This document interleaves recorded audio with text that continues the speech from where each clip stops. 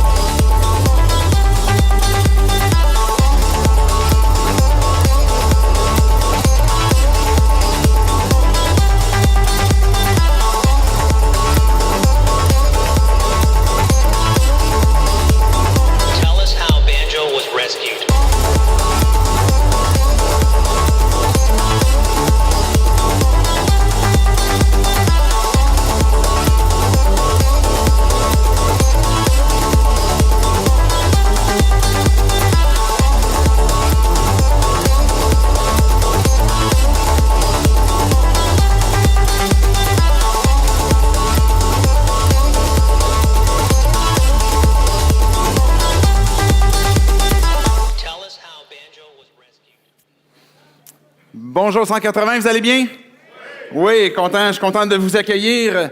Bienvenue à notre partie numéro 3 de cette série qu'on a commencé, la série Fail. Je ne sais pas si vous êtes comme moi, quand on voit des fails comme ça, tout dépendamment évidemment si les personnes se sont blessées, là, mais ça nous fait tout le temps un peu rigoler et de voir comment est-ce que dans toutes circonstances, peu importe qui on est, peu importe l'âge que l'on a, on voit de toutes sortes de personnes qui vivent de ces fails et qui vivent de différents types d'erreurs.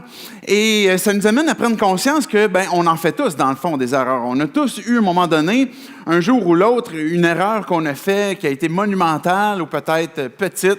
Des fois, on s'en veut, peut-être on s'en veut moins. Mais la difficulté qu'on a déjà parlé dans les semaines passées avec nos erreurs, les fails que l'on peut faire, souvent, c'est que ça emmène un lot de culpabilité. Parce que si on vit des épreuves reliées aux circonstances, évidemment, ça va être difficile, ça va être souffrant. Mais quand on vit des épreuves, parce qu'en plus, c'est nous autres qu'on s'est mis dedans, qu'on s'est mis dans des certaines difficultés, on a de la difficulté à s'en sortir. On a de la difficulté à se relever des propres erreurs que l'on peut faire nous-mêmes. Et on a tous à dealer avec certaines choses que l'on a fait, soit dans le passé, soit qu'on a fait ça fait pas tellement longtemps. Peut-être qu'on est en train de réfléchir à une prochaine chose, qu'on est en train de dealer sur ce qu'on va faire, et puis on n'est pas sûr si ça va être une bonne ou une mauvaise chose. J'ai commencé à courir un petit peu dans les sentiers dans ces derniers temps. Je ne sais pas si vous êtes comme moi, là, on profite du beau temps, on profite des feuilles, on profite de pouvoir sortir comme ça pendant que la température est encore belle. Et puis donc, à la place d'aller faire un petit entraînement sur des routes, je m'en vais en sentier. Et puis, ça fait à peu près une couple de semaines déjà. Et puis, j'étais plus ou moins habitué de faire ça. Et puis, pendant que je courais, à un moment donné, j'étais dans la forêt, pas trop loin de chez nous. Et là, il m'est revenu à l'esprit une discussion que j'ai eue au courant de l'été avec un ami qui me racontait comment est-ce que lui avait été, à un moment donné, face à face ou tout près d'un ours. Alors, c'était un mauvais moment pour moi de commencer à me rappeler ces choses-là parce que là, j'étais en forêt, puis j'étais tout seul, c'était silencieux. Et là, dans mon esprit, ça me disait, t'as coup qu'il y ait un ours qui sort, qu'est-ce que je fais? Ça se peut que je cours plus vite, je ne sais pas qu'est-ce que je vais faire, on ne sait pas la réaction qu'on peut avoir. Fait que là, ça, c'était dans mes pensées, puis là, on dirait que comme naturellement, à cause de ça, mais tu sais, j'avais hâte de sortir du bois finalement, fait que je courais un peu plus vite. Et puis là, j'avais hâte d'arriver sur un sentier un peu plus connu. Et puis justement, d'arriver dans une intersection, là, il y avait un ruban rouge, c'était écrit « Danger, ne passez pas ». Là, je me suis dit, mais là, c'est parce que moi, je suis pressé de m'en aller, puis là, c'est faux que je passe par là pour sortir du bois. Fait que là, j'y vais quand même. Fait que je continue, et puis là, je me posais la question, mais pourquoi est-ce que ça disait danger? C'est parce qu'il y a des arbres qui tombent? C'est parce qu'ils ont remarqué que justement, il y a des ours ou des écureuils agressifs, je sais pas. Fait que là, mais je cours, mais là, je suis un peu distrait parce que je regarde à droite, à gauche, puis je vais vite. Et là, dans l'instant où mes pensées sont un peu ailleurs, mon pied s'accroche dans une racine et là, ça se passe en une fraction de seconde. Mais la fraction de seconde est un peu comme au ralenti dans ma tête où je me vois en train de tomber et de ne pas avoir la capacité, mais du tout de me ralentir, de pouvoir retenir ma course. Et je tombe à plat ventre comme Superman en pleine face avec toute la grâce qui m'est connue de tomber comme ça en pleine face. Et là, à ce moment-là, je me disais, mais où c'est que j'avais mes pensées? Où c'est que j'avais les yeux? Où c'est que... pourquoi est-ce que ça m'est arrivé? Puis j'étais aussi distrait. Et puis là, j'étais à terre. Et puis là, j'étais en souffrance pendant quelques minutes. J'avais le fond des mains un peu graffiné. Et j'étais en train de réfléchir justement à mes dernières actions, puis qu'est-ce qui me conduit là. Puis bon, j'ai traversé ce que j'aurais pas dû traverser, puis finalement, j'ai jamais rencontré c'était quoi le danger, mais je me suis enfargé. Et à un moment donné, dans nos vies, on va tous avoir ces moments de distraction, ces moments où on n'a peut-être même pas vu ce qui s'est passé, on va avoir peut-être les pensées ailleurs, et on ne prendra pas garde de ne pas tomber, de voir là où on va placer les pieds, et là où on est en train de se diriger parce qu'on va être distrait, puis on tombe comme ça en pleine face. Et cet événement me fait penser justement à ce contrôle de nos vies qu'on essaye de garder. Parce qu'à partir du moment où on tombe et qu'on est en train de s'effoirer sur le plancher comme il faut, bien, on n'a plus de contrôle. On n'est plus capable de se retenir, on n'est plus capable de contrôler notre élan. Et des fois, on est en train de vivre cette circonstance où peut-être on a tombé, ou on est en train de tomber, puis on a l'impression que notre vie part en vrille. Et qu'est-ce qu'on fait quand que, dans nos circonstances de vie, dans nos vies, bien, on a perdu le contrôle, justement? Peut-être parce que, je ne sais pas, moi, j'ai pété une coche, j'ai perdu le contrôle de ma patience, de ma colère. Les fils sont touchés au travail à un moment donné avec un collègue de travail ou bien avec mon conjoint ou ma conjointe, ou à un moment donné, c'est le contrôle de mes pulsions, que j'ai certains désirs profonds que je veux assouvir, mais en même temps, je sais que je ne devrais pas. Et puis là, je vais dealer avec, que ce soit de l'alcool, que ce soit de la drogue, que ce soit du sexe. C'est comme les 3 plus gros sujets qu'on peut imaginer des fois. Mais des fois, il y a des sujets beaucoup moins plus gros qui sont encore des pulsions qu'on a dans nous, puis qu'à un moment donné, dans nos vies, on a tout simplement perdu le contrôle. On s'est enfargé, on a mis le pied sur une racine, puis on s'est planté. Qu'est-ce qu'on fait dans ce temps-là? Qu'est-ce qu'on fait quand on a perdu le contrôle, quand nos vies sont en train de partir en vrille? Bien, c'est ce que j'aimerais qu'on puisse se poser comme question en regardant un des personnages de la Bible très bien connu, qui est le personnage de David. Si vous êtes plus ou moins familier avec la Bible, vous avez certainement déjà entendu parler de David et Goliath. C'est le même David, en fait, qu'on va retrouver dans l'histoire de ce matin. Un David qui, au tout début, était un jeune garçon, au tout début de l'histoire, quand la Bible nous le révèle, c'était un jeune homme qui s'occupait de moutons, qui était un berger, qui était un gars très simple, et puis que la Bible dit que c'était un gars selon le cœur de Dieu. Et qu'à un moment donné, David a été suscité, a été utilisé par Dieu même pour devenir roi à l'époque pour son pays. Et David est devenu un roi, puis Dieu lui a donné plein de choses. Et puis le texte qu'on voit ce matin, il dit justement que Dieu lui a donné plein de bénédictions, toutes sortes de choses. Puis Dieu va même jusqu'à dire, tu sais, si tu avais demandé plus, j'étais même prêt à te donner plus. Donc David avait vraiment la faveur de Dieu, mais à un moment donné, David, Il s'est planté, mais vraiment planté comme il faut. Puis la Bible nous révèle un des plus grands fails de la Bible, et puis il y en a plusieurs dans la Bible, et c'est ça qui est intéressant, parce que nous, de notre côté, quand on a un fail, quand on a un échec comme ça, ben on cherche pas à l'exposer. Si l'Église avec un grand E, je ne parle pas juste de notre Église ici, mais l'Église au Québec avec un grand E a eu des grands fails, souvent ce qu'elle va chercher à faire, c'est de placer ça en dessous du tapis puis de chercher à pas trop en parler. Ça va être semblable, par exemple, avec le gouvernement qui va prendre beaucoup de réflexion avant de s'excuser de quelque chose, avant de demander un pardon. La Bible, qui est la parole de Dieu, expose les faits qui sont arrivés. Et Dieu n'a pas eu cette crainte de « qu'est-ce que les gens vont penser de moi? Qu'est-ce que les gens vont penser de la Bible? » Quand on va regarder ce texte-là ce matin, l'occasion ou le but pourquoi est-ce que Dieu nous l'a donné, c'est pour qu'on puisse voir comment est-ce que Dieu intervient dans nos vies quand, par exemple, on a une perte de contrôle, comme ce qu'on va voir de l'exemple de David ce matin. Et à travers cet exemple-là, on va se poser la question, mais comment est-ce qu'on peut retrouver ce contrôle quand on l'a perdu complètement? J'aimerais tout simplement qu'on puisse prier, demander à Dieu qu'il puisse venir parler à nos cœurs, parler à nos têtes. On va prendre le temps de regarder ce texte et aussi on va prendre le temps tantôt de louer Dieu, d'adorer Dieu avec les chants qui s'en viennent. Dieu, on veut te dire merci pour ce matin que l'on a de pouvoir regarder ta Bible, regarder qu'est-ce que toi tu as à nous dire. Merci Dieu parce que tu n'as pas cherché à cacher ces échecs, même ces grands échecs. Tu les as même introduits, tu les as même inclus dans ta parole. Ce matin, Dieu, on veut regarder cet exemple-là, mais regarder particulièrement aussi à toi. Pourquoi est-ce qu'on a besoin d'un sauveur? Dieu, chacun d'entre nous, on peut s'identifier à un moment donné dans nos vies à une perte de contrôle. Et je te prie que tu puisses venir nous parler à chacun d'entre nous. Que ta parole, que ce que tu as à nous dire puisse venir s'adresser à chacune de nos vies. Et c'est dans le nom de Jésus qu'on prie ces choses. Amen. Donc, la question qu'on va se poser tantôt à la fin, après cette histoire-là, comment est-ce que la bonne nouvelle de Dieu impacte nos vies? Que tu sois ici, que tu ne sois pas religieux, que tu ne sois pas croyant, comment est-ce que la bonne nouvelle que Dieu a à dire peut impacter ta vie? Puis si tu es croyant, puis tu as déjà placé ta foi en Dieu, on veut se poser la même question aussi, à savoir, bien, comment est-ce que l'Évangile, comment est-ce que l'intervention de Dieu dans nos vies peut encore, à chaque jour, à chaque instant, bien, transformer, impacter nos vies. La première des choses qu'on va voir, qu'on voit, c'est, à travers l'histoire, c'est de comprendre et de connaître un pattern.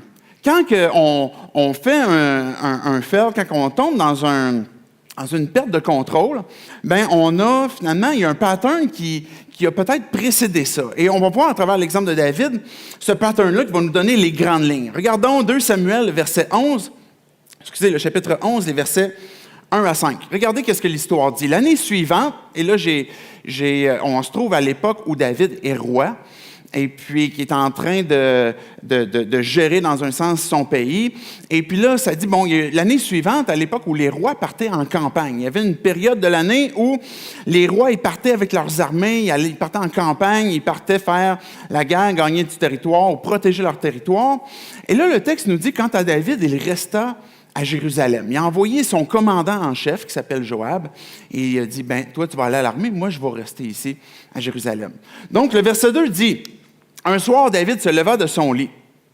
Comme il se promenait sur le toit du palais royal, il aperçut de là une femme qui se baignait et qui était très belle. David fit demander, qui était cette femme? Et on lui a dit, c'est Bathsheba, la fille d'Éliam et femme d'Uri le Hittite. Donc, David envoya alors des messagers la chercher. Elle vint vers lui et il coucha avec elle.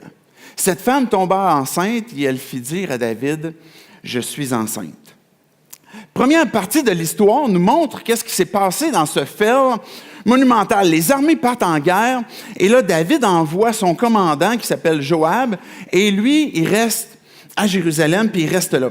Ce que je veux tout de suite révéler à travers cette histoire-là, c'est que c'est plus qu'une question de sexe. C'est plus qu'une question de perte de contrôle d'un appétit sexuel ou d'une tentation sexuelle. C'est plus que ça. Souvent, ce qu'on va avoir comme première impression, c'est que c'est comme les plus gros péchés, là. C'est comme les premières choses qu'on devrait voir, c'est souvent ce qui est les péchés sexuels. Puis même l'Église, avec un grand E encore aujourd'hui, va dénoncer beaucoup ce type de péché-là. Puis, mais encore là, on ne parlera pas tant des fois des autres péchés qui sont tout aussi graves dans un sens, parce que la conséquence du péché, c'est la mort que la Bible nous dit, mais c'est plus qu'une question de sexe. Parce que quand on regarde l'histoire de David comme il faut, on réalise que c'est, dans le cas même de David, dans ce qui est là, c'est un abus de pouvoir qu'il a exercé, tant dans l'histoire qu'on va voir sur la femme, que sur son armée, que sur l'homme en question, qui est le mari, qui s'appelle Uri. David, c'est un abus de pouvoir. Quelles que soient les actions qu'on va faire qui sont mal, qui sont péchés, où on n'a pas bien agi, sont précédées souvent d'un pattern qui nous a conduits là. Quelque chose qui, souvent, l'action qu'on va faire qui est mal, n'arrive pas par hasard ou du jour au lendemain, puis paf, l'action se produit. Elle est précédée de quelque chose qui arrive. Et peu importe, pas seulement ce qu'on vient de voir dans l'histoire de David, avec le fait qu'il a couché avec une femme qui n'était pas la sienne, mais pour tous les types de péchés. Maintenant, c'est quoi ce péché? C'est quoi le péché même en général? Parce que peut-être qu'on est familier d'entendre ce mot-là, familier d'entendre le mot péché, mais qu'est-ce que ça veut dire concrètement? C'est la transgression de la loi de Dieu que la Bible nous dit. C'est-à-dire que Dieu a une volonté, que Dieu a un plan pour nos vies, il nous l'a communiqué, et ce plan-là est utile pour qu'on puisse découvrir pleinement la vie que lui a créée pour nous. Est-ce que vous me suivez? Donc, Dieu a voulu te créer une vie, créer un univers, créer une terre, créer une relation avec lui qui est parfaite, qui est exactement ce pourquoi on a été créé. Et Dieu, dans cette création-là, a établi des paramètres à ne pas franchir pour préserver l'ordre, la vie, la joie, tout ce qui est tout don parfait que Dieu voulait nous communiquer. Maintenant, le péché, c'est la transgression de cette loi-là. Une forme de rébellion où ce qu'on dit à Dieu, mais Dieu, je ne veux plus rien avoir à faire avec toi, je vais faire ma vie seul, je vais faire mon propre cheminement. On voit que la Bible nous raconte que le péché est entré même à l'époque où Dieu avait créé les anges, et puis un ange qui était majestueux, qui était grandiose, qui s'appelait Lucifer, à un moment donné, décidé de devenir plus grand que Dieu. Puis il a décidé de tenter sa chance, et c'est à ce moment-là que Lucifer est devenu Satan, que l'orgueil a été trouvé dans son cœur et que finalement, le péché a commencé. Donc, même les anges qui ont décidé de se rebeller contre Dieu, les anges qui sont devenus rebelles, on les appelle les démons, mais qui a commencé avec Lucifer, est venu sur la terre, la création parfaite que Dieu a faite, pour venir bouleverser et transformer l'ordre dans lequel on vit dans cette relation-là avec Dieu, pour nous inciter à transgresser finalement la loi ou les principes que Dieu a établis. Donc, là est né le péché et que chacun d'entre nous en est touché. Chacun d'entre nous, on a ce qu'on pourrait appeler, ce que la Bible appelle la nature pécheresse. Chacun d'entre nous, on a ce penchant. David, là, on ne va pas y tirer des roches un matin à cause de ce qu'il a fait. C'est vraiment pas cool, là. Mais on fait tous la même chose, des fois à plus grande ou plus petite échelle. Mais ultimement, c'est la transgression de ce que Dieu avait planifié pour lui. Et chacun d'entre nous, on a cette nature-là on a nous-mêmes à lutter dans notre propre cœur contre ces choses-là. Et c'est là qu'à un moment donné, quand on prend conscience de ça, qu'on a une perte de contrôle sur notre propre cœur, sur nos propres désirs, sur les propres choses que notre nature pécheresse nous emmène à vouloir faire, et qu'on pourrait dire « Ah, mais c'est de la faute d'Adam, c'est pas de ma faute ». Mais la Bible dit aussi qu'on est pécheurs, on fait ce choix de transgresser l'ordre de Dieu par choix. Donc, si c'est dans notre nature, c'est aussi dans notre décision. Est-ce que vous me suivez jusque-là? C'est important de comprendre ça pour qu'on puisse savoir que, quelque part, le processus, il commence où? Est-ce qu'il est à l'extérieur de nous ou finalement le processus commence dans mon propre cœur, là où je n'ai même pas le contrôle moi-même. Et dans mon propre cœur, avec toutes sortes de trucs qui sont là, qui peut-être, à mes yeux humains, sont bien moins pires que ce que David a fait, mais qui finalement, la conclusion est toujours la même, ça donne la mort, ça nous conduit là. La tentation que David a eue l'a conduit à la convoitise et l'a conduit à l'action. Quand on parle de tentation, Jésus a été tenté, par exemple, dans le désert. Jésus, la Bible nous dit qu'il n'a jamais péché, mais qu'il a été tenté comme nous en toutes choses. Donc, Jésus est un peu comme ce deuxième représentant, comme Adam l'a été. Maintenant, lui qui est venu, il a été exposé à la tentation, mais il n'a pas péché. Tu peux être exposé à la tentation. Il y a des choses qui, à tous les jours, viennent. Et il y a des choses qui vont t'amener à vouloir assouvir un certain penchant, un certain désir, que dans ta conscience, tu sais peut-être ne pas être la volonté de Dieu. Et à ce moment-là, bien, on a un choix. Qu'est-ce qu'on fait avec ça? La tentation comme telle n'est pas un péché. Je dis souvent que le premier regard n'est pas un péché. C'est le deuxième regard où là, ça commence. Fait que si tu tombes, des fois j'entends souvent la réplique comme « mais si je tombe comme du premier regard, je peux juste comme maintenir le premier regard bien longtemps, ça ne sera pas péché. » Et c'est pas tout à fait ça non plus. Mais c'est quand que dans nos pensées, finalement, là où on est exposé, qu'on est tenté, bien là, ça conduit à ce qu'on appelle la convoitise. Et la convoitise, c'est quelque chose qu'on décide dans notre propre cœur, quelque chose qu'on commence à imaginer dans notre propre cœur. Puis c'est ça qui est le fun avec Jésus. Parce que Jésus, quand il est venu nous révéler que la problématique avec le péché, c'est plus que l'action qu'on va faire. C'est ce qu'on entretient dans nos propres pensées. Parce que Jésus, il disait, bien, si tu t'imagines, par exemple, coucher avec la femme de ton voisin, tu as été infidèle, tu as été adultère. La raison pour laquelle Jésus disait ça, c'était pas tant pour qu'on se sente tous comme condamnés, mais pour en même temps remettre les pendules à l'heure, que peut-être plusieurs pensaient, puis encore aujourd'hui, que si je ne fais pas l'action, bien c'est correct. Et que Jésus disait, bien, si tu haïs ton frère, tu es un meurtrier. Bien, Jésus, il me semble que c'est un peu trop intense, là. Mais pour Dieu, le fait d'haïr, le fait de désirer quelqu'un d'autre que ma femme ou que mon mari, ou peu importe, et quel que soit le péché, le désir qu'on va alimenter dans notre cœur, bien, c'est quelque chose qui est à l'extérieur de la loi de Dieu puis qui transgresse sa volonté. Voilà l'origine du manque de contrôle. Voici là où commence la perte de contrôle. Voici ce que c'est le péché qui commence dans nos propres pensées.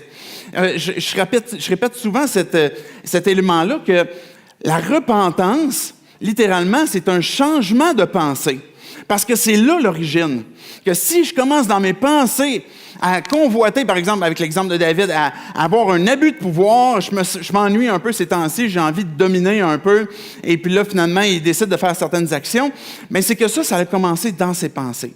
Et c'est là qu'on voit le pattern. Je vais juste rappeler rapidement les quelques mots-clés qu'on a vus dans le texte.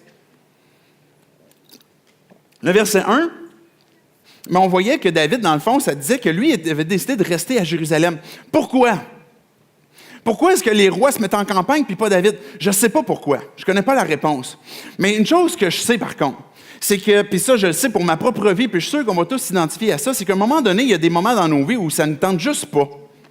Maintenant, on est juste comme, mais ça ne me tente pas, je suis tanné, je suis fatigué, je suis écœuré ce temps-ci, là. Regarde, allez-y, vous autres. Je ne sais pas ce qui se passait dans sa tête.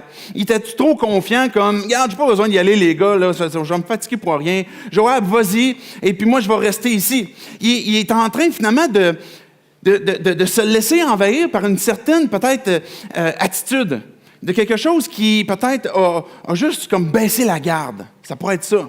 Ou on est en train de se laisser, peut-être, perte de motivation, un découragement, une fatigue, une situation qui est difficile au travail. Ces choses-là ne sont pas tant péchées, là, mais on va avoir cette situation au travail ou une relation conflictuelle avec mes parents ou avec mes enfants, avec ma conjointe, peu importe. Et là, on est dans un contexte défavorable. Et là, ça veut dire qu'on est exposé à peut-être une garde qui est baissée. Ensuite, ce qu'on voit, c'est que David s'est réveillé la nuit. Je ne sais pas si vous vous réveillez, vous autres, la nuit, mais il ne faut jamais faire ça. Dieu ne veut pas ça. Il veut que tu dormes. Fais des beaux dodos. Arrête de t'inquiéter. Mais c'est pas rien que ça. C'est que David, il ne dort pas. Je ne sais pas pourquoi. Peut-être manger du chocolat avant de se coucher. Il se réveille. Et là, il est pendant la nuit. Puis là, qu'est-ce qu'il fait? Il dit, hey, je vais aller prendre une marche sur mon toit. Mais là, c'est parce que, tu sais, il faut comprendre que le toit du roi, il est haut, là. Il surplombe Jérusalem. Il est en hauteur. Puis son toit, il est capable de voir au loin. Puis là, comme par hasard, là, il est pendant la nuit sur son toit en train de regarder qu'est-ce qui se passe. Puis qu'est-ce qu'il voit pas? La belle Bathsheba qui prend son bain. Et puis là, il ne sait pas encore que c'est Bathsheba. Mais c'est le pattern qui est en train de se produire, c'est que finalement, il a baissé sa garde. Il est dans une situation où peut-être ça ne tente juste pas. Il se réveille la nuit et il s'en va sur le toit. Le temps et le lieu peuvent être des facteurs qui nous conduisent, à un moment donné, à une perte de contrôle. À un moment donné, un lieu peut être une bonne place pour nous d'y être et un autre moment ne pas être une bonne place pour nous d'y être. Est-ce que vous me suivez? Parce que ça va dépendre du temps aussi auquel. Fait que c'est aller sur le toit, c'était pas une mauvaise chose pour David. Peut-être que le problème, c'était d'y aller pendant la nuit. Aller sur mon ordinateur le jour, ça peut être correct, mais peut-être que pendant la nuit, c'est pas une bonne chose. Ou quand il y a personne. Ou par exemple, quand que je veux parler de quelqu'un dans le dos d'une personne, là, je veux communiquer de quoi. Fait que là, à la place d'avoir cette intention de vouloir réparer, de vouloir restaurer, là, tout d'un coup, le temps et le lieu m'emmènent finalement à plutôt détruire une réputation, une relation. Et là, le temps et le lieu peut finalement faire partie de ces ingrédients, de cette équation qui nous emmène vers une perte de contrôle tranquillement. Ce qui emmène la troisième chose finalement, où est-ce que David, il se renseigne. C'est qui? C'est qui cette femme-là? Ça, c'est ce que j'appelle la curiosité. Une curiosité néfaste, une curiosité qui conduit vers quelque chose qui nous éloigne encore plus. Où on veut peut-être expérimenter quelque chose, peut-être voir quelque chose qui nous intéresse. Et là, David, il voit cette femme-là, puis alimente une curiosité qui sait à ce moment-là ne pas être une bonne chose. Et on est tous sujets à ce même pattern de peut-être une perte de motivation, une situation difficile, d'être dans des endroits en temps et lieu qui ne sont pas convenables, où on n'a pas discerné le bon moment, le bon lieu pour y être, et que là, finalement, on se retrouve exposé à quelque chose, puis là, on va poser des questions, puis on va se renseigner.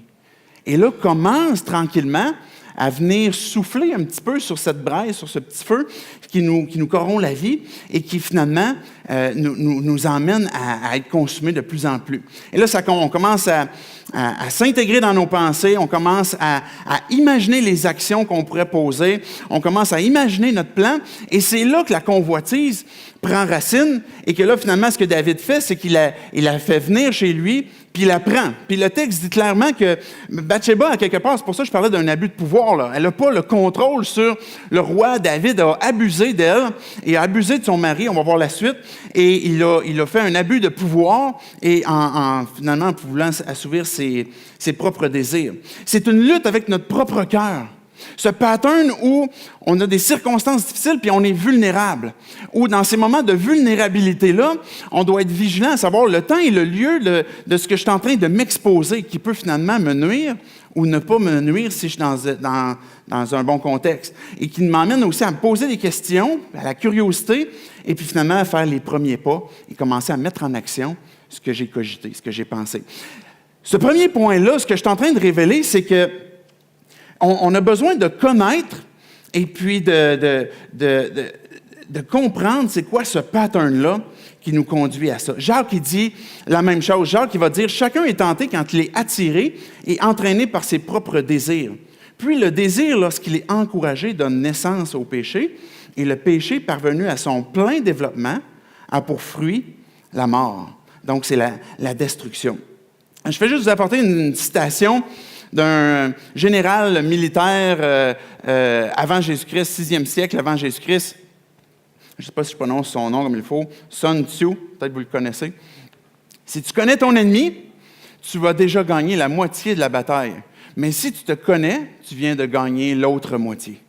connaître ce pattern-là dans lequel on est nous-mêmes peut-être propices à emboîter le pas, bien, il nous emmène, ou si on connaît ce pattern-là dans lequel on peut suivre, puis que ça nous conduit vers une perte de contrôle, bien, on a déjà gagné la bataille parce qu'on va savoir le reconnaître. Maintenant, pour poursuivre, le deuxième réflexe qu'on a, la première chose, on voyait que de reconnaître, de comprendre le pattern, mais si on a une perte de contrôle, comme ce que David, on vient de voir, bien, ce qu'on va chercher à faire, c'est couvrir ou cacher ce qu'on a fait. J'aime beaucoup les cupcakes. Un peu trop. Ma femme, elle, quand elle mange un cupcake, je ne sais pas comment ce qu'elle fait, mais c'est la moitié d'un. Elle ne sait pas comment mange. Moi, je fais, mais j'en mange 5. J'ai juste besoin d'un verre de lait. Mais elle mange la moitié. Puis après ça, elle va le ranger quelque part. Puis là, c'est comme, je me le réserve pour plus tard. Puis moi, quand je vois ça, un cupcake, la moitié, il ne fait rien, pauvre petit. Ouais, il est en train de sécher, il faut que je fasse quelque chose avec lui. Fait que je vais le manger. Puis là, en cachette, je m'arrange pas à me faire voir. Puis là, après ça, elle revient, puisque c'est un pattern qui revient assez souvent chez nous, là, c'est pour ça que... Puis là, « Hey, il est où mon cupcake? » Ben, je sais pas. Je sais pas, c'est quoi qui s'est passé? Il est disparu, tu sais. Hey, là, je me le gardais pour tantôt quand j'allais prendre mon café, là, cet après-midi, puis là, il est plus là, puis là, je voulais manger mon cupcake. Puis là, mais tu sais, on doit être un des enfants, là.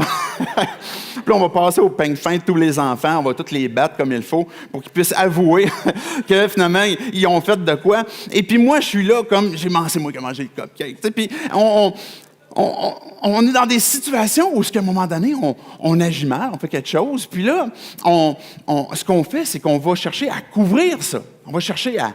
Non, je vais mentir, je vais m'assurer pour ne pas me faire pogner, ou je vais mettre la faute sur ses enfants, je vais mettre la faute sur quelqu'un d'autre pour pas que finalement je me fasse pogner, je me fasse découvrir. Et ça, c'est notre réflexe. C'est notre réflexe. Quand on est en perte de contrôle, notre élan normal, naturel, c'est de jeter le blâme sur quelqu'un d'autre. C'est pas de ma faute, c'est pas moi, c'est regarde, je sais pas ce qui s'est passé, ou on va le cacher le plus possible.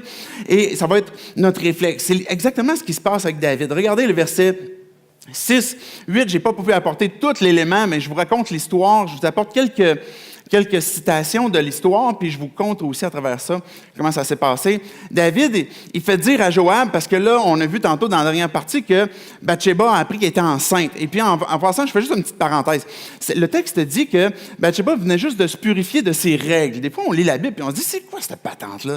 Pourquoi ça fait là? C'est quoi le rapport de ça? Elle vient de se purifier de ses règles, puis il me semble que c'est une information inutile. Et c'est là qu'à un moment donné, on réalise que cette information-là nous est donnée pour que ça soit clair que c'est pas son mari Uri qui l'a mis enceinte. Parce qu'elle venait de terminer ses règles. Donc, elle n'était pas enceinte déjà d'avance. Et quand elle va dire à David, « Je suis enceinte », bien là, c'est clair que c'est à cause de David là, qui a fait un abus de pouvoir sur elle. Donc, David, il apprend que Bathsheba est enceinte. Il dit, « Envoie-moi Uri, son mari, et je vais y parler. » Fait que là, Uri, il arrive, et puis là, David, il dit à Uri, « Hey, tu sais, je sais que c'est tough là, sur le champ de bataille. En fait, je t'ai fait venir juste pour que tu me donnes quelques nouvelles. Comment ça va avec Joab? Ça va-tu bien? Oui. OK. Hey, mais tu sais, tant qu'à être ici, là, hey, va prendre un bon temps chez vous, là, relax, tu repartiras après. » Et lui, ce qu'il veut faire, c'est, il veut dire à Uri d'aller coucher avec sa femme, puis après ça, c'est comme, tu sais, on n'en parlera plus, là, tu sais, personne ne va savoir que c'est moi qui est dans le portrait. Fait que là, il dit, va prendre un bon moment. Uri, il part avec des cadeaux que le roi y avait donnés, avec quelques serviteurs. Puis lui, où il s'en va se coucher? Il s'en va se coucher dehors, à la porte du palais, là où il y a plein de monde. Puis là, il fait dodo là. Là, il y a des gens qui viennent voir David. Ils disent, mais tu sais, c'est parce que Uri, il couche dehors, là, comme à la porte, là. Puis là, David, mais comment ça se fait? Là? C'est quoi son problème, lui? Tu sais, je l'ai vu, moi, sa femme. Là. Pourquoi il ne va pas, lui? Et là, il fait venir Uri. Puis là, c'est quoi ton problème? Pourquoi tu ne vas pas coucher chez vous? Tu sais, pourquoi tu ne vas pas là? Et là, Uri, il dit, ma gang, là, est en guerre. Là. Joab, il est en guerre. Là. L'arche de l'Alliance, là, est sur le champ de bataille, là-bas. Puis moi, j'irai manger puis coucher avec ma femme? Non. Aussi vrai que ton âme est vivante, je n'irai pas faire ça puis je vais rester couché là. Fait que là, David, il capote parce que là, il se dit, faut que je fasse quelque chose avec ça. Alors, verset 12, David, on voit que dans le fond, ce qu'il est en train de faire, il est en train d'essayer de créer lui-même un pattern pour tenter Uri pour aller même renoncer à ce qu'il avait fait. Donc, David, il dit, reste ici encore aujourd'hui. Là, on est le lendemain après le dodo. Et puis, finalement, demain, je te laisserai repartir. David, il veut étirer le temps que Uri va rester là pour qu'il puisse finalement peut-être succomber à renoncer à sa propre résolution de ne pas aller coucher avec sa femme, puis qu'il y va. Donc, David, il étire le temps. Et il cherche finalement à baisser sa garde. Regardez le verset suivant, ce que David fait. Il l'emmène le soir, là, on est l'autre lendemain, parce que là, lui, il veut qu'il aille coucher avec sa femme. Et le verset suivant, verset 13, dit que David l'invita à manger et à boire en sa présence, et il l'enivra. David, il a essayé de le saouler. C'est comme après ça, il va y aller, puis Uri, il ne change pas. Il reste dehors à coucher là. Il ne va pas coucher avec sa femme. Et là, David, il dit, bon, il faut que je solutionne le problème. Il faut que j'élimine finalement le problème. Je vais tuer Uri. Et puis, je marierai cette femme-là, puis ça va passer comme si personne n'a rien vu. Donc, David, il écrit une lettre pour son commandant. Il met ça dans une enveloppe bien scellée, bien coche-tapée. Et puis, il donne ça à Uri. Puis il dit, va donner ça à Joab. Fait que là, Uri part, il donne la lettre, puis la lettre dit, dans un moment où vous allez être en guerre, là, vous allez envoyer des hommes avec Uri, puis je veux qu'il meure. Je veux que Uri meure et qu'il soit éliminé. Ce que David est en train de faire, l'histoire raconte qu'effectivement, Uri est mort. Mais non seulement ça, mais c'est que le péché de David qui l'a amené à convoiter cette femme-là, l'a amené à tuer le mari de la femme en question. Et non seulement le mari, mais l'histoire nous raconte qu'il y a plein d'autres hommes qui sont morts aussi avec Uri à cause de cette histoire-là que lui a voulu étouffer puis qu'il a voulu cacher. Et notre réflexe à chacun d'entre nous, c'est de vouloir éliminer, de vouloir cacher, de vouloir minimiser. Mais pourquoi est-ce qu'on fait ça? Pourquoi est-ce qu'on agit comme ça? Je pense qu'il y a deux raisons. Il y en a peut-être plus, mais j'en ai deux qui me viennent spontanément en tête. Certainement de l'orgueil. Le péché engendre le péché. Qu'à un moment donné, on a perdu le contrôle, puis on cherche à retrouver le contrôle avec une autre perte de contrôle. Est-ce que vous me suivez? Parce que le péché, c'est ça. C'est quelque chose où on a perdu le contrôle ou qui nous fait perdre encore plus le contrôle. Puis on est juste en train de donner encore plus de spin à la toupie qui tourne quand on fait ça. Et l'orgueil nous emmène à « je ne veux pas être humilié. Je ne voudrais pas que les gens sachent. Je ne voudrais pas que je sois vu comme quelqu'un de faible. J'ai manqué. J'ai pas réussi. Je vais peut-être décevoir des gens. Les gens vont voir mon vrai visage. Je vais peut-être perdre leur amour. » D'avouer une perte de contrôle, d'avouer une faute, fait peut-être partie des choses les plus difficiles de la vie. Je ne sais pas si vous êtes d'accord avec moi, mais ça fait partie des choses difficiles de la vie de tout simplement dire « j'ai manqué, j'ai foiré ». De plutôt que de donner du spin à cette toupie-là, ce cercle vicieux-là, mais de tout simplement avouer. Et c'est un peu comme si on rentre dans une relation avec quelqu'un ou dans une relation au travail, puis on montre un faux côté de nous qui n'est pas tout à fait vrai parce qu'on veut être aimé, qu'on veut être apprécié.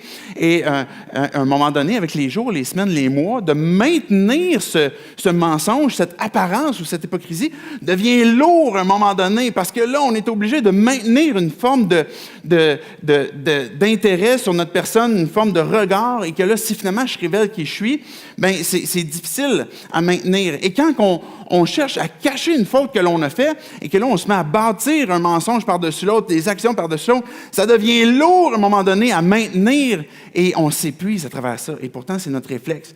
Donc, une des premières raisons pour lesquelles je pense qu'on fait ça, qu'on cherche à cacher ou à diminuer, à justifier, bien, c'est à cause de l'orgueil. Mais je pense qu'il y a une deuxième raison aussi, c'est parce qu'on veut s'épargner les conséquences.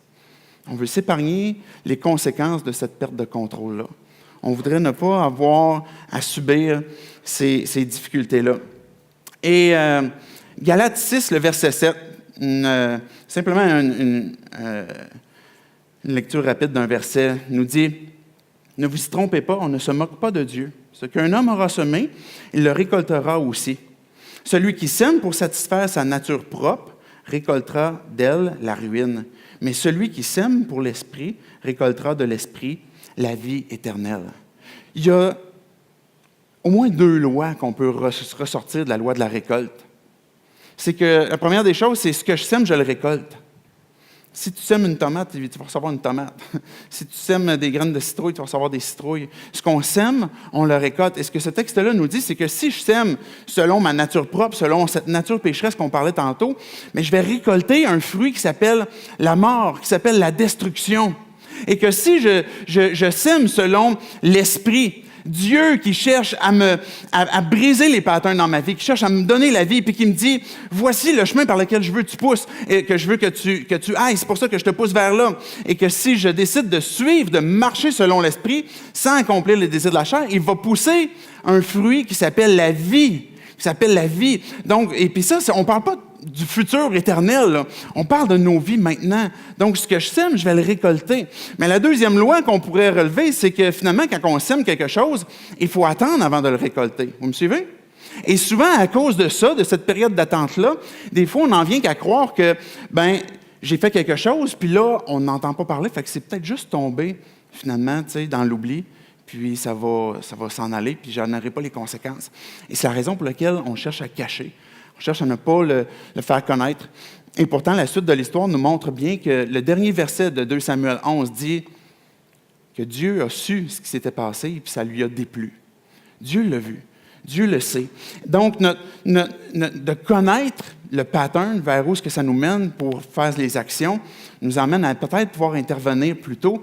Mais aussi, le deuxième élément, de connaître notre réflexe, c'est-à-dire de vouloir peut-être cacher ou diminuer, de justifier, nous emmène aussi à approfondir ou creuser le problème plus loin, soit par orgueil, soit parce qu'on veut s'épargner certaines conséquences. Mais là où est-ce qu'on arrive avec notre question qu'on s'est posée tantôt, quand ma vie part en vrille parce que j'ai perdu le contrôle, qu'est-ce que je peux faire? Et c'est là que Dieu nous tend sa main. C'est là qu'on a besoin d'un sauveur. Qu'on est achoppé dans le début du processus où on a perdu le contrôle, puis j'ai emboîté le pas dans un pattern, ou même si je suis poursuivi plus loin dans ce pattern-là, puis j'ai cherché à couvrir ça par d'autres mauvaises choses, Dieu me tend sa main et Dieu veut que j'abandonne le contrôle. Est-ce que vous me suivez? Quand que je cherche à contrôler mon manque de contrôle, quand je cherche à étouffer ou quoi que ce soit, j'ai besoin d'abandonner, de dire, Dieu, je te soumets mon cœur, je te soumets ma vie. J'ai besoin d'abandonner mon contrôle à toi. J'ai apporté une petite vidéo, je ne vous montrerai pas parce que je prends trop de temps un petit peu ce matin. Mais la vidéo montre un homme qui a sauté en avion et qui, en faisant du parachute, finalement, il a fait une crise d'épilepsie. Et puis le gars, il est inconscient, là. Et puis il est en perte de contrôle absolue, là. Puis là, il va tomber, puis il va s'effoirer en bas. Et puis, le gars qui sautait avec lui a réalisé qu'il était en danger et puis est venu près de lui puis a réussi à tirer finalement son parachute pour qu'il puisse tomber en toute sécurité. Nos vies ressemblent à ça, des fois, où on est en une perte de contrôle, on n'a juste même plus capable de tirer la corde pour s'en sortir, pour que notre parachute sorte, et on a besoin d'un sauveur qui vient pour intervenir dans nos vies, où est-ce qu'on dit, OK, là, je réalise, je ne l'ai pas le contrôle, là. Je n'ai peut-être jamais eu le contrôle sur mon propre cœur, sur ma propre vie, mais Dieu, j'ai besoin de ton aide, j'ai besoin de ton intervention dans ma vie. Un jour, à un moment donné, Dieu a envoyé Nathan vers David. Nathan est un prophète, et puis Dieu avait dit, va parler à David, puis conte-lui une histoire de mouton. Pas pour l'endormir, mais pour le choquer. Et Nathan, il arrive, puis il dit, « Hey, David, j'ai une histoire. » Mais en fait, il n'a pas présenté ça comme une histoire, peut-être un peu comme un fait. Il dit, c'était une fois un riche puis un pauvre. Le riche, il avait des brebis, il avait des moutons, il y en avait plein. David, il allume vite, hein? Il a déjà été berger dans le passé, là. Puis il sait c'est quoi avoir des brebis.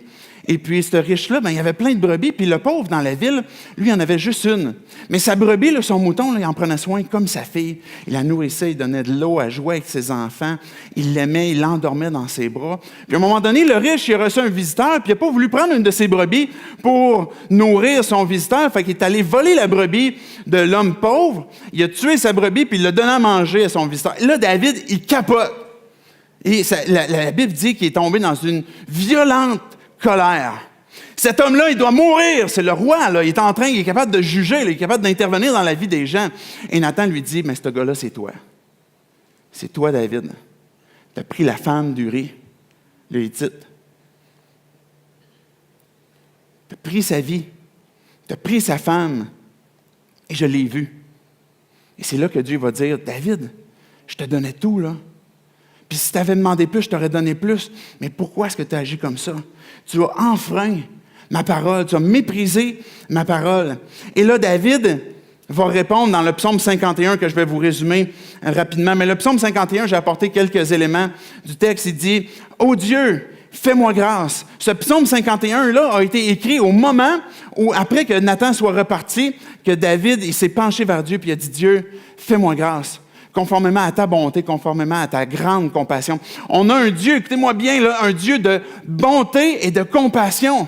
Il a bonté de toi, peu importe où tu t'es planté, peu importe le temps où ce que tu as cherché à couvrir, à cacher, à justifier, à dissimuler, puis même à augmenter le mal que tu as fait. Dieu, il est rempli de bonté puis de compassion envers toi. Et c'est la raison pour laquelle il fait grâce, il est prêt à intervenir puis te tendre la main. Et il va poursuivre en disant « Efface mes transgressions. Lave-moi complètement de ma faute et purifie-moi de mon péché, car je reconnais. » Et ça, c'est extrêmement important. Dieu, en place de cacher, en place de couvrir, en place de dire « c'est pas moi », mais en place de dire « c'est mes enfants », c'est moi. J'ai péché. Je reconnais mes transgressions et mon péché est constamment devant moi. Regardez la suite. « J'ai péché contre toi seul. J'ai fait ce qui est mal à tes yeux. C'est pourquoi tu es juste dans tes paroles, sans reproche dans ton jugement. » Quand Dieu voit le mal, il est juste. Parce que ce qu'il a créé est parfait, il est bon. Je vais inviter les musiciens à s'avancer. Dieu, quand on transgresse sa loi, il y a un jugement qui est nécessaire. Et que quand je n'appartiens pas à Dieu, si je n'ai jamais donné ma vie à Dieu, je n'ai jamais fait ce pas de dire, OK, Dieu, je reconnais que sans toi, ma vie est en perte de contrôle au complet. Pas juste certaines actions, je reconnais que ma vie a besoin de toi. Et que là, on se tourne vers Dieu pour donner le contrôle de nos vies entre ses mains et recevoir sa vie. Bien, si je n'ai jamais fait ça, bien, je suis constamment sous la condamnation de Dieu, sous son jugement. Parce que Dieu est juste, parce que Dieu intervient avec justice. Mais que quand on se tourne vers lui et qu'on lui demande pardon, il nous pardonne. Savez-vous pourquoi? Parce que Dieu a donné son Fils Jésus. Lui qui est mort injustement pour nos péchés à nous. Ça permet qu'on puisse donner les fautes, les fails qu'on a fait. Ça permet que là où j'ai perdu le contrôle, je peux dire, Dieu, tu m'as donné ton Fils pour mourir pour mes péchés. Et ce matin, je te les donne. J'ai besoin que tu prennes le contrôle de ma vie, que si je suis déjà un enfant de Dieu, j'ai déjà placé ma foi en lui, j'ai besoin de revenir encore. Et comment l'Évangile va avoir un impact dans ma vie? Ce que je vais dire, le contrôle de ma vie appartient à mon Sauveur, à mon Seigneur, celui à qui j'ai déjà donné ma vie. Et Jésus, j'ai encore besoin de toi. Jésus ne se décourage pas parce qu'on tombe dans des patterns puis qu'on perd le contrôle. Mais l'œuvre de Dieu dans nos vies, c'est de nous amener tranquillement ce que lui peut faire avec sa puissance pour transformer nos vies. Mais quand on les cache, quand on les garde tout bas, quand on les garde cachés, bien, ça devient lourd, ça devient pénible. On n'est plus en train de goûter puis de découvrir pleinement la vie que Jésus veut qu'on vive. David va poursuivre tout simplement en disant « Je reconnais mes transgressions, j'ai péché contre toi, tu es juste, tu es sans reproche dans ton jugement et tu effaces toutes mes fautes et tu renouvelles en moi un esprit bien disposé. » Ce que Dieu fait à coup sûr, c'est pardonner. Parce qu'il a déjà payé le prix. Et si Dieu ne pardonnait pas, il deviendrait injuste.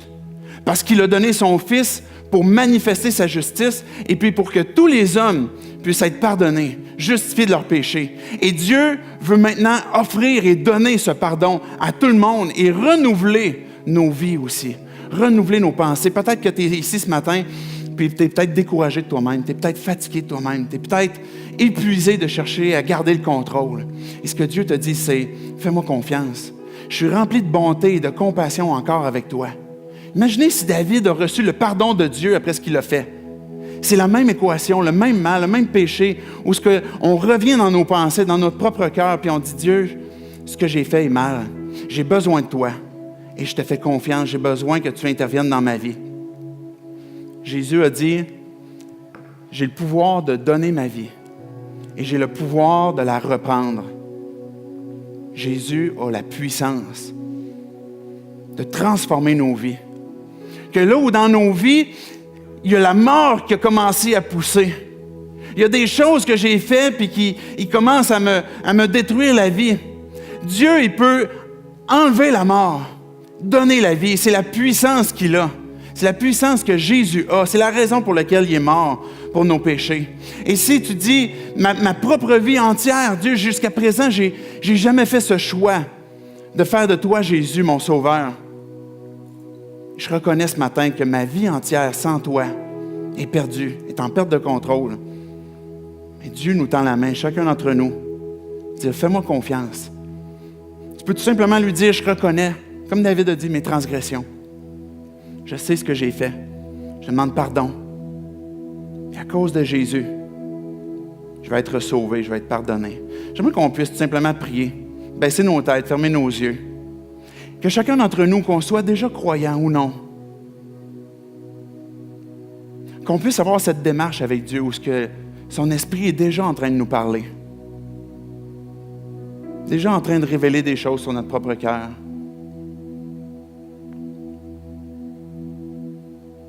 Dieu, je n'ai pas le contrôle de ma propre vie, de mon propre cœur. J'ai tellement de désir, Dieu, dans mon propre cœur que je ne peux pas contrôler. Le bien que je veux faire, j'y réussis pas. Le mal que je ne veux plus faire, Dieu, je continue de le faire. Je veux tout simplement saisir ta main ce matin.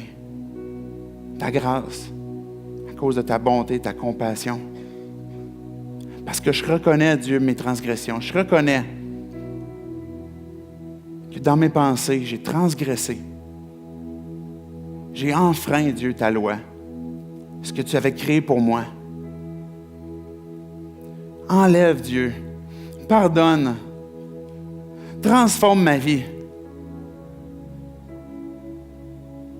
Renouvelle en moi un esprit bien disposé. Dieu, que ton Église puisse être renouvelée.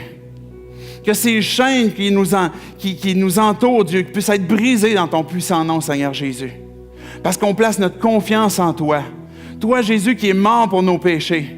Tu as le pouvoir de briser les liens de la mort et de déverser en nous la vie. Viens nous transformer. Par ton puissant nom, Seigneur Jésus. Père, fais de nous tes enfants. Qu'on puisse être cette Église, Dieu. Qu'on puisse être ces enfants qui, à chaque instant, vont témoigner de comment est-ce que tu es une bonne nouvelle pour nous. Que quand j'abandonne le contrôle de ma vie entre tes mains, je suis en train de découvrir pleinement une vie que tu avais créée pour moi. On te glorifie, Dieu, on te loue ce matin. On te rend gloire, on te rend grâce. C'est dans ton puissant nom, Seigneur Jésus, qu'on a prié. Amen.